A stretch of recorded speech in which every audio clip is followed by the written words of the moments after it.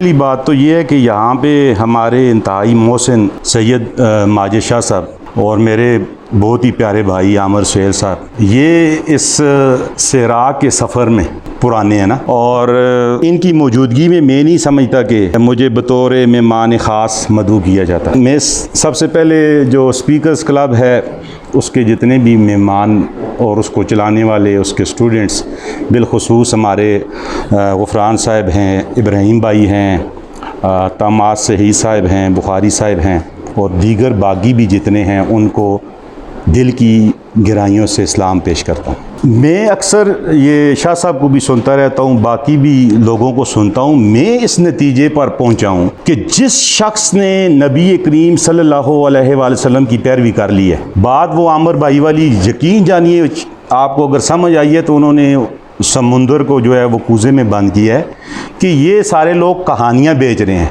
मैं समझता हूँ कि ये सारे लोग नबी करीम सल्लल्लाहु अलैहि वसल्लम के इरशादात बेच रहे हैं या बयान कर रहे हैं। बेचने का लफ्ज़ मुनासिब नहीं है, बयान कर रहे हैं। सिर्फ तरीका मुनफरिद इन्होंने अपना लिया है। बात वही है जो नबी मेहरबान सल्लल्लाहु अलैहि वसल्लम ने की है, सिर्फ तरीका उसका इन्होंने थोड़ा सा चेंज किया है, जिद्दत के साथ उसको थोड़ा टच किया है और वो चीज़ हमें अपील कर रही है। नबी अकरम सल्लल्लाहु अलैहि वसल्लम के जो चाहने वाले हैं ना, वो तो ज़िंदगी की किसी भी फील्ड में सवाल ही पैदा नहीं होता कि मार खाएं। हम जो मार खा रहे हैं और हम इसका इजहार भी नहीं कर रहे, कुछ हमारी समझ लें कि एहसास कमतरियाँ कह लें, कुछ दुनिया का सिनेरियो इस तरह का बन गया कि हमें शलवार कमीज़ पहनते हुए या अपनी वो जो सकाफ़त थी या तहज़ीब थी उसके साथ चलते हुए हमें ख़ुद आर महसूस हो रही है, ख़ुद शर्म आ रही है। और जब आप कोई एक आशरे में इंट्रोड्यूस करवाते हैं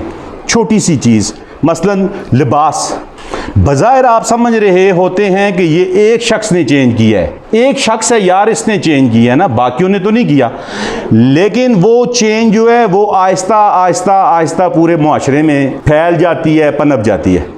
मुझे अच्छे तरीके से आज भी याद है कि जब नई नई केबल आई थी तो हमारी हवेलियाँ मोहल्ला टैंकी की मस्जिद उमर फ़ारूक में बहुत बड़ी एक जरगा मुनक्कद हुआ था और सब ने तकारीरें की थी और उन्होंने कहा जो ये केबल लगवाएगा ना उसके साथ गमी शादी ख़त्म। और आज मेरा ख्याल है कि सबके घर में, तो यानी तब्दीली जो है ना ये अपना रास्ता खुद निकालती है। तो आज आप देख लें कि मुआशरा किधर चला गया है। अब मैं बात करता हूँ अफसाने के ऊपर या कहानी के ऊपर। आमिर भाई ने वो बात भी कर दी है कि अफसाने की वैसे भी आप लुगत में भी देखें तो वो यही है, झूठी कहानी। लेकिन मैं ये समझता हूँ ये झूठ नहीं होता, इसके अंदर जो मकासद राइटर लिखते वक्त तय करते हैं ना उसका एक मकसद होता है। माजिद शाह साहब, मैं चाहूँगा कि इसके ऊपर थोड़ी सी 2-4 लाइनों में मेरे बाद में मैंने तभी उनको अपने से बात छोड़ा कि वो 2-4 लाइनें इसके ऊपर बोलें कि अफसाना वो कहानी है कि जिसमें आप किसी एक नुक्ते के ऊपर उसके इर्द गिर्द दायरा बुनते हैं। मुद्दा आपका वो एक नुक्ता होता है,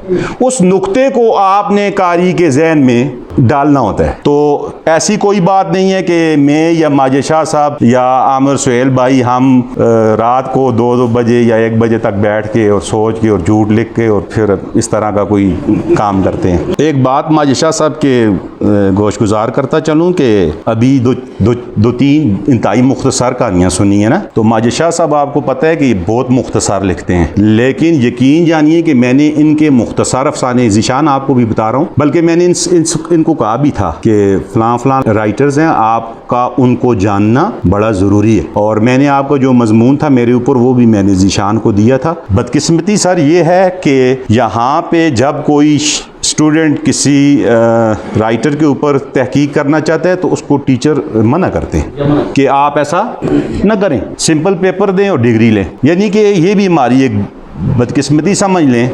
और उसमें फिर ये होता है कि जो मैंने तो कभी इसमें दिलचस्पी भी नहीं ली, मेरे गवाही देंगे ये दोनों भाई, तहरीर है पहुंच गई है इनफ। तो ये हमारे भाई तो जो माजिद शाह साहब हैं या आमिर सुहेल भाई हैं या इनके साथ हमारी और टीम भी है, यही नहीं है और भी हैं, तो ये तो बड़े हर जगह पहुंचना और फिर लोगों को मोटिवेट करना और इनकी तो बड़ी कंट्रीब्यूशन है। मैं यकीन जानिए बगैर लगी लिपटी कहता हूँ मेरी इतनी कंट्रीब्यूशन नहीं है जितनी इन भाइयों की। फिर मैं एक दो बातें और करूंगा, फिर शाह साहब को दूंगा कि राइटर का काम है जी सच को सामने लाना। जो शख्स झूठ लोग लिखते हैं ना जी, मैं समझता हूँ उसको कलम उठाना ही नहीं चाहिए, क्योंकि कलम की बहुत बड़ी हुर्मत है और लफ्ज़ बड़ी तकरीम रखते हैं। कलम की बहुत बड़ी हुर्मत है और लफ्ज़ों की बड़ी तकरीम है। और जो कौमें लफ्ज़ों की तकरीम भूल जाती हैं, वहाँ पे सिर्फ जुल्म, बर्बरियत, कायदे कवानीनों की धज्जियाँ बिखरती हैं और कभी किसी को उसका हक नहीं मिलता। कहाँ पे? जहाँ पे कलम सच ना लिखे। कलम का सच लिखना बड़ा ज़रूरी है। और मैं समझता हूँ और मैं कहता हूँ, शायद आप भी इसके ऊपर सर तवज्जो कीजिएगा, ये मेरी ज़ाती ख्याल है कि मैं कहता हूँ कि स्टूडेंट्स को मैंने अक्सर कहा है, वो कहते हैं सर सबसे पावरफुल चीज़ दुनिया में क्या है? कोई कहता है एटम बम, कोई क्या। मैं कहता हूँ लफ्ज़ से बड़ी पावरफुल चीज़ दुनिया में कोई भी नहीं है। अब आप कहेंगे कैसे? देखिए कुरान है, क्या है कुरान? लफ्ज़ है ना। सहीफे हैं, क्या है? लफ्ज़ हैं। तौरात, इंजील, ज़बूर क्या है? मार्का उठाएं, वो क्या है जी? लफ्ज़ है ना। तो सबसे पावरफुल तरीन चीज़ क्या है? लफ्ज़। ये कानून हमने बनाया, कानून की वायलेशन हुई, पकड़ो जी।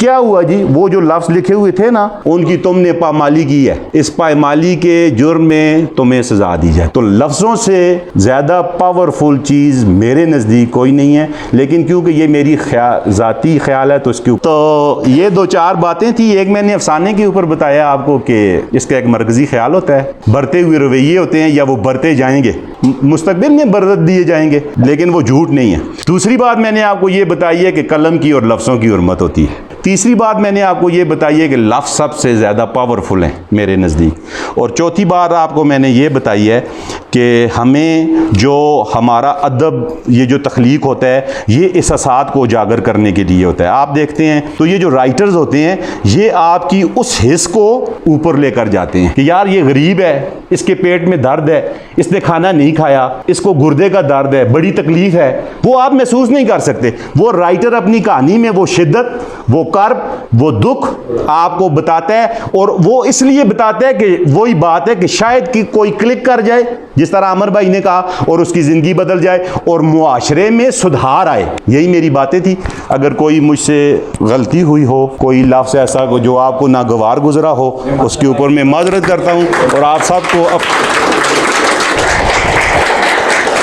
और दुआ, अल्लाह आपने मुझे इज़्ज़त दी है, मैं आपको कुछ भी नहीं दे सकता। मेरा रब, उसके ख़जाने बहुत बड़े हैं और वो ख़त्म होने वाले ख़जाने नहीं हैं। मेरी दुआ है अल्लाह पाक अपने ख़जानों से आपको इज़्ज़तों से, ईमान से, दुनिया की आखिरत की हर भलाई से नवाजे। वस्सलाम।